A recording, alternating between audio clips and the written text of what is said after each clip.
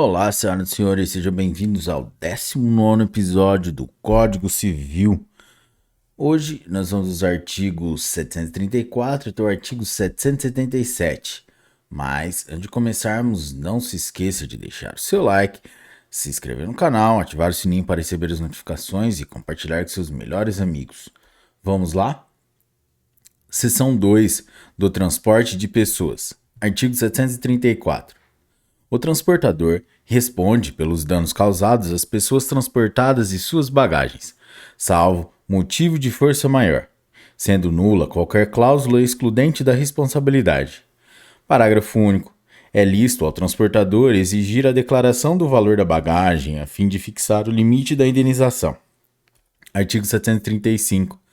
A responsabilidade contratual do transportador por acidente com o passageiro não é elidida por culpa do terceiro, contra o qual tem ação regressiva. Artigo 736. Não se subordina às normas de contrato de transporte ou feito gratuitamente, por amizade ou cortesia. Parágrafo único. Não se considera gratuito o transporte quando, embora feito sem remuneração, o transportador auferir vantagens indiretas. Artigo 737. O transportador está sujeito aos horários e itinerários previstos, sob pena de responder por perdas e danos, salvo motivo de força maior. Artigo 738.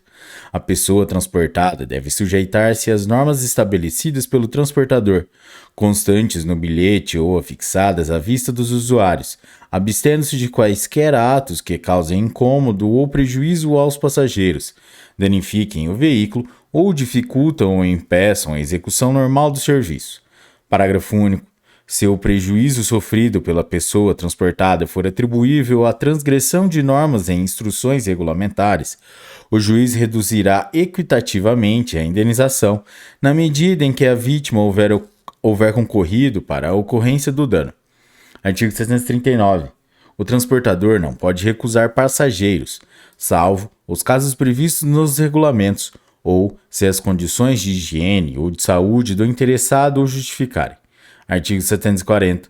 O passageiro tem direito a rescindir o contrato de transporte antes de iniciada a viagem, sendo-lhe devida a restituição do valor da passagem, desde que feita a comunicação ao transportador em tempo de ser renegociada. Parágrafo 1º. Ao passageiro é facultado desistir do transporte, mesmo depois de iniciada a viagem, sendo-lhe devida a restituição do valor correspondente ao trecho não utilizado, desde que provado que outra pessoa haja sido transportada em seu lugar. Parágrafo 2º. Não terá direito ao reembolso do valor da passagem o usuário que deixar de embarcar, salvo ser provado que outra pessoa foi transportada em seu lugar, caso em que lhe será restituído o valor do bilhete não utilizado. Parágrafo 3º. Nas hipóteses previstas neste artigo, o transportador terá direito de reter até 5% da importância a ser restituída ao passageiro, a título de multa compensatória. Artigo 741. Interrompe-se a viagem por qualquer motivo alheio à vontade do transportador, ainda que em consequência de evento imprevisível. Fica ele obrigado a concluir o transporte contratado em outro veículo da mesma categoria, ou com a anuência do passageiro, por modalidade diferente, à sua custa, correndo também por sua conta as despesas de estada e alimentação do usuário, durante a espera de novo transporte. Artigo 742. O transportador, uma vez executado o transporte, tem direito de retenção sobre a bagagem do passageiro e outros objetos pessoais deste, para garantir-se do pagamento do valor da passagem que não tiver sido feito no início ou durante o percurso. Seção 3 do transporte de coisas. Artigo 743. A coisa, entregue ao transportador, deve estar caracterizada pela sua natureza, valor, peso e quantidade, e o mais que for necessário para que não se confunda com outras, devendo o destinatário ser indicado ao menos pelo nome e endereço. Artigo 744. Ao receber a coisa, o transportador emitirá conhecimento com a menção dos dados que a identifiquem, obedecido o disposto em lei especial. Parágrafo único.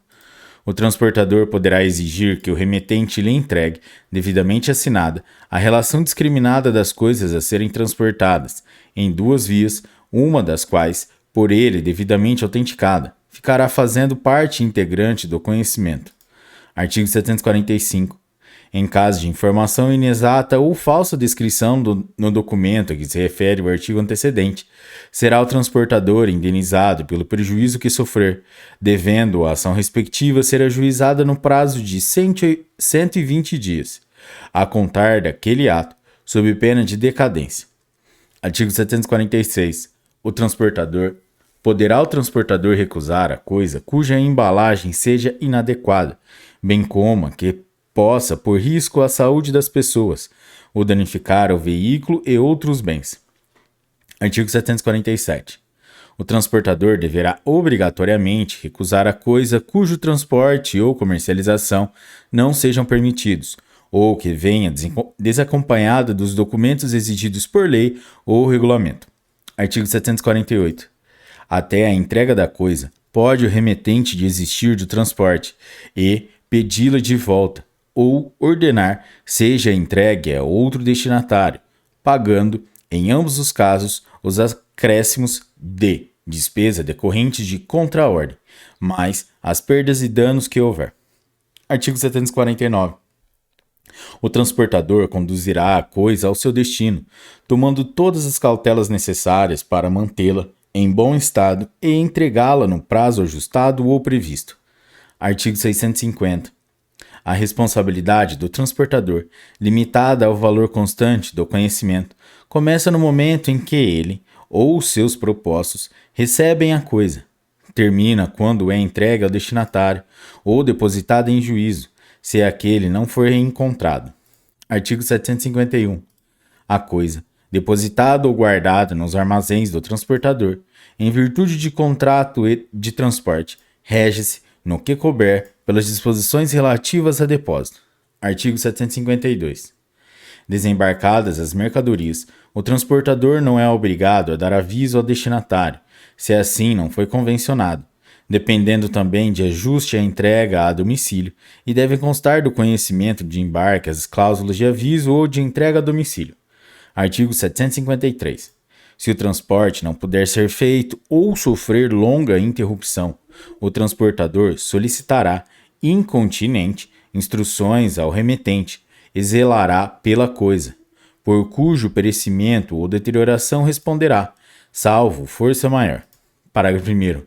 Perdurando o impedimento, sem motivo imputável ao transportador e sem manifestação do remetente, poderá aquele depositar a coisa em juízo, ou vendê-la, obedecidos os preceitos legais e regulamentares, ou os usos locais, depositando o valor.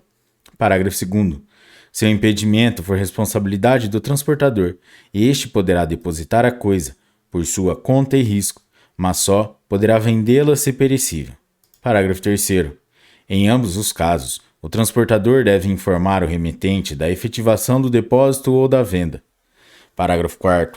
Se o transportador mantiver a coisa depositada em seus próprios armazéns, continuará a responder pela sua guarda e conservação, sendo-lhe devida, porém, uma remuneração pela custódia, a qual poderá ser contratualmente ajustada ou se conformará aos usos adotados em cada sistema de transporte.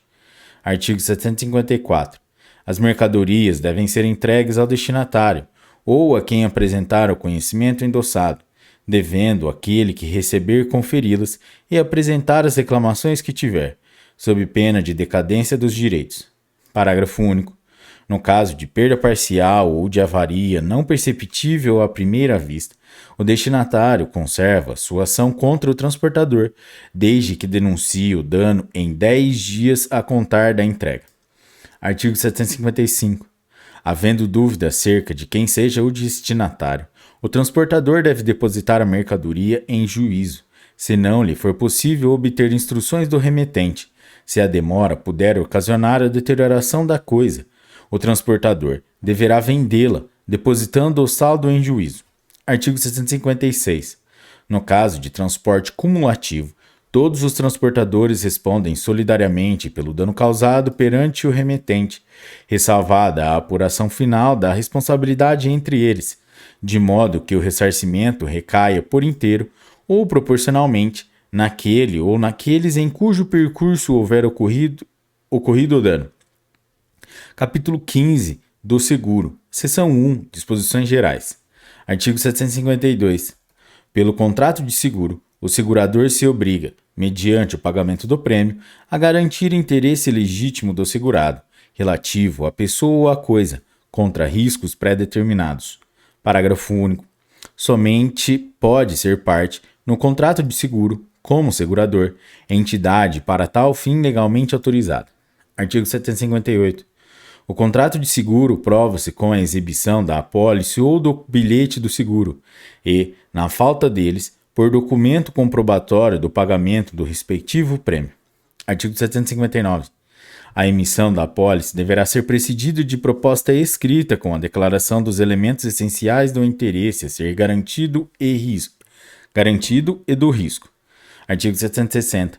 A apólice ou o bilhete do seguro serão nominativos à ordem ou ao portador e mencionarão os riscos assumidos, o início e o fim de sua validade, o limite da garantia e o prêmio devido e, quando for o caso, o nome do segurado e do beneficiário. Parágrafo único. No seguro de pessoas, a apólice ou o bilhete não podem ser ao portador. Artigo 761. Quando o risco for assumido em cosseguro, a apólice indicará ao segurador que administrará o contrato e representará os demais, para todos os seus efeitos. Artigo 762. Nulo será o contrato para garantia de risco proveniente de ato doloso do segurado, do beneficiário ou de representante de um ou de outro. Artigo 763. Não terá direito à indenização o segurado que estiver em mora no pagamento do prêmio, se ocorrer o sinistro antes de sua purgação. Artigo 764. Salvo disposição especial, o fato de se não ter verificado o risco, em previsão do qual se faz o seguro, não exime o segurado de pagar o prêmio. Artigo 765. O segurado e o segurador são obrigados a guardar na conclusão e na execução do contrato a mais estrita boa-fé e veracidade, tanto a respeito do objeto como das circunstâncias e declarações a ele concernentes. Artigo 766. Se o segurado, por si ou por seu representante, fizer declarações inexatas ou omitir circunstâncias que possam influir na aceitação da proposta ou na taxa do prêmio, perderá o direito à garantia, além de ficar obrigado ao prêmio vencido. Parágrafo único. Se a inexatidão ou omissão nas declarações não resultar de má-fé do segurado, o segurador terá direito a resolver o contrato ou a cobrar, mesmo após o sinistro, a diferença do prêmio. Artigo 767.